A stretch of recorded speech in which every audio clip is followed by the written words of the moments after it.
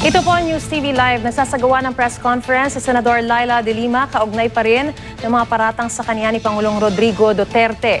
Inamin ni De Lima na naging malapit sa kanya ang dating driver bodyguard na si Ronnie Dayan.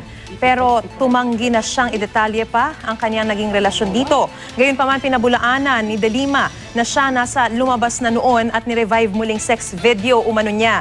Kamakailan lang ay humingi ng tulong ito sa kanya dahil sa umunoy panganib sa kanyang buhay. Ito pong si Dayan. Hindi na raw nagtatrabaho sa kanya ngayon itong si Dayan.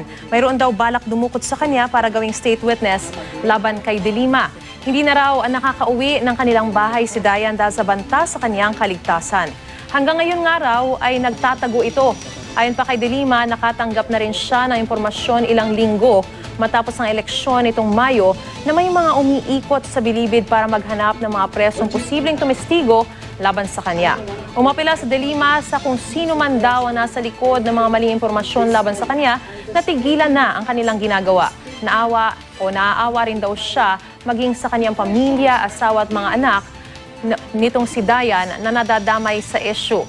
Abangan po ang iba pang detalye ng press conference ni Senador De Lima dito po sa GMA News TV at sa GMA News.